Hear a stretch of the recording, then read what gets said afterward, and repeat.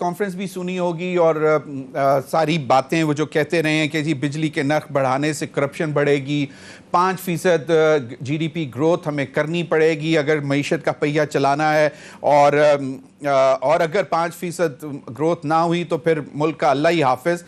اور وہ کہتے ہیں کہ جی ہم آئی ایم ایف کے پروگرام سے باہر نہیں نکل رہے، لیکن ہم دوبارہ کوئی آلٹرنیٹ پلان لے کے جائیں گے آئی ایم ایف کے پاس۔ کیا آپشنز ہیں گورنمنٹ کے پاس؟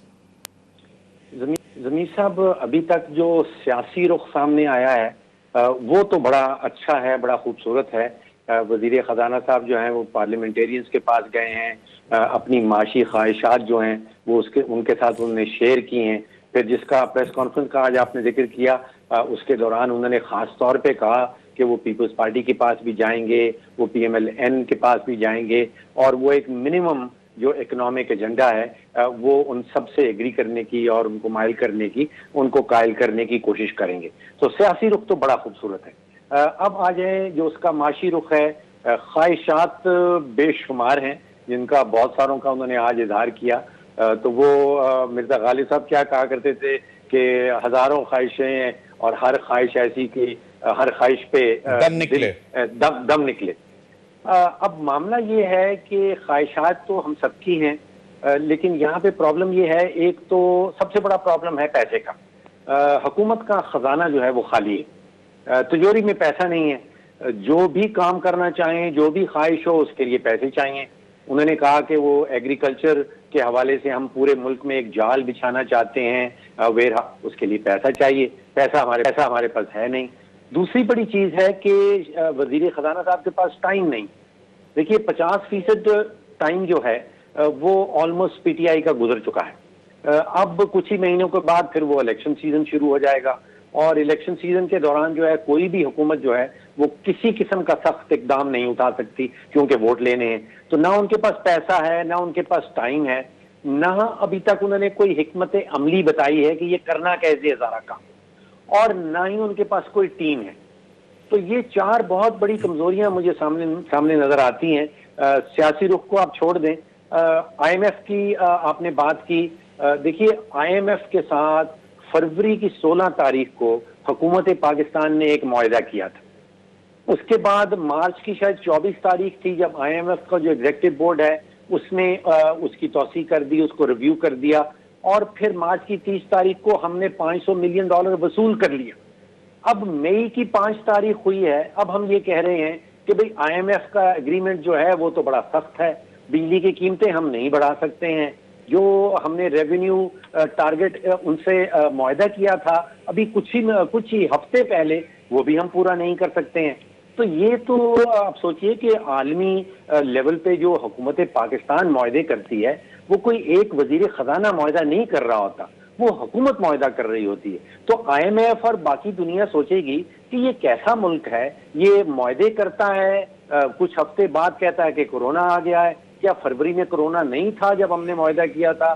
مارچ میں جب آئی ایم ایف کا ایگزیکٹو بورڈ کا ریویو ہوا تھا کیا اس وقت کورونا نہیں تھا؟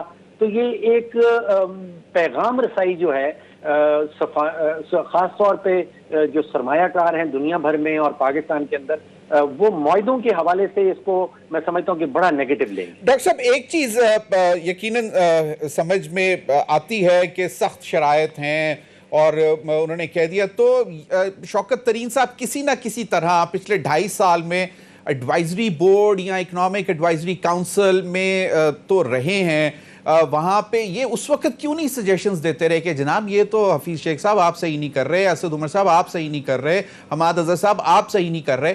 اب یہ کہتے ہیں کہ جناب بالکل بیڑا غرق ہوا ہے اکانومی کا، اور جو ان کے پاس جو ان کے ہاتھ آیا ہے اس کو وہ صحیح کرنے کی کوشش کر رہے ہیں۔ تو وہ کیا کہتے ہیں، وہ کون سی ایسی گدڑ سنگھی ہے اس وقت شوکت ترین صاحب کے پاس جس پہ وہ اتنے کانفیڈنٹ ہیں کہ جناب ہم آئی ایم ایف سے ری نیگوشیٹ بھی کر لیں گے، آلٹرنیٹ پلان بھی دے دیں گے اور معیشت کا پہیہ بھی چلانا شروع کر دیں گے؟ ضمیر صاحب، جو آپ کا پہلا حصہ ہے سوال کا کہ کیا انہوں نے اکنامک ایڈوائزری کاؤنسل میں یہ سوالات اٹھائے تھے یا نہیں اٹھائے تھے، اس کا جواب تو وزیر خزانہ صاحب خود دے سکتے ہیں، میں نہیں دے سکتا ہوں۔ دوسرا، آج کی پریس کانفرنس کے بعد ایک چیز بڑی واضح طور پہ سامنے آ گئی، اور وہ یہ ہے کہ جو نئے وزیر خزانہ صاحب ہیں وہ حکومت میں کسی کے ساتھ بھی ایک پیج پہ نہیں ہے. آپ نے اگر دیکھا ہو تو نیب کے بارے میں جب سوال کیا گیا تو وزیر خزانہ صاحب نے فرمایا کہ سٹاپ ڈگنگ، یہ انہوں نے دو لفظ استعمال کیے کہ آپ پرانی چیزوں کو چھوڑ دیں، آپ ملک کو آگے لے کے بڑھیں. اب وزیر اعظم صاحب جو ہیں وہ تو احتساب پہ ٹلے ہوئے ہیں، ڈٹے ہوئے ہیں. تو مجھے محسوس ایسے ہوا کہ ہمارے وزیر خزانہ صاحب اور وزیر اعظم صاحب جو ہیں وہ ایک پیج پہ نہیں ہیں.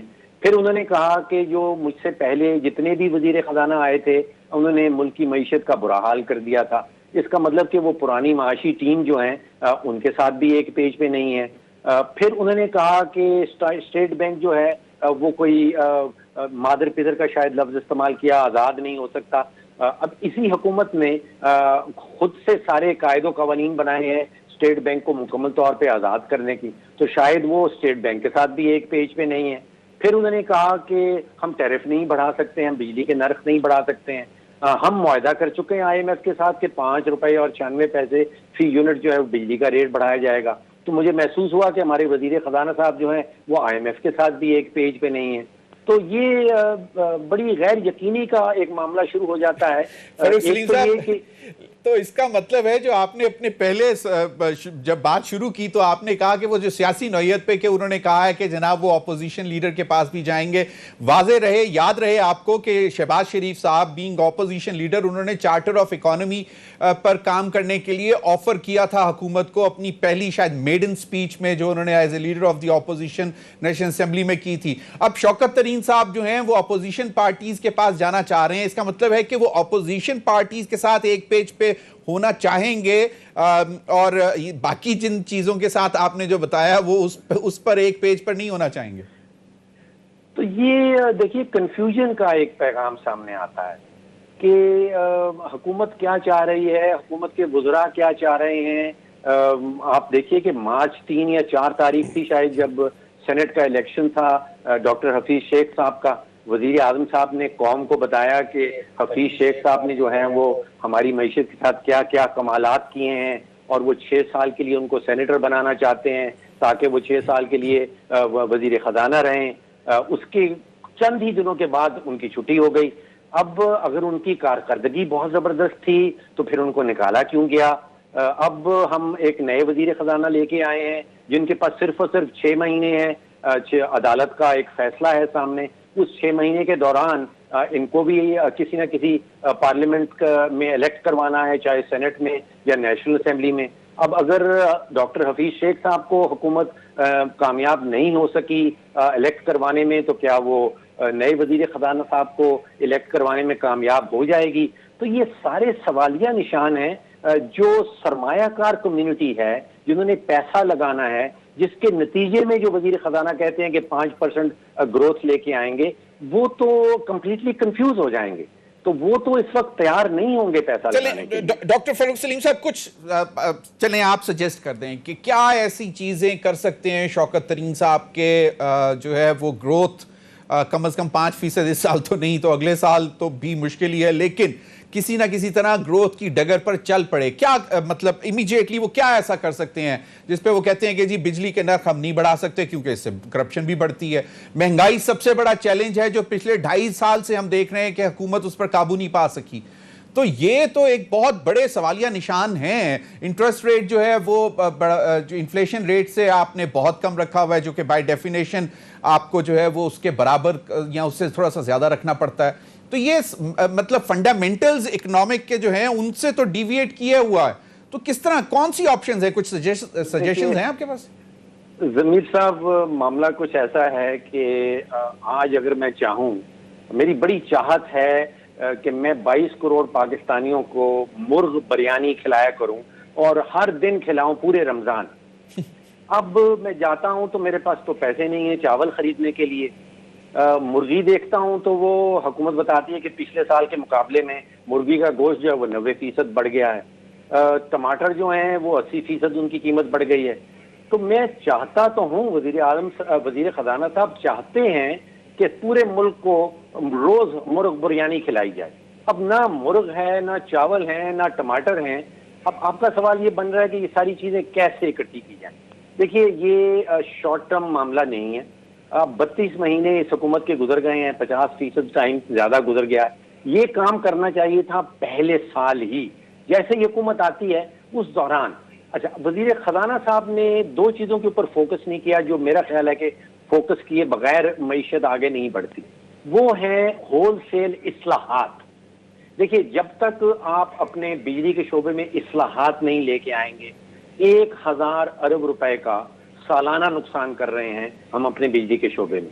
पिछले 32 महीने में जो बजट का डेफिसिट है वो 10,000 अरब रुपए का आया है, यानी कि आमदन है नहीं, इखराजात करते चले जा रहे हैं।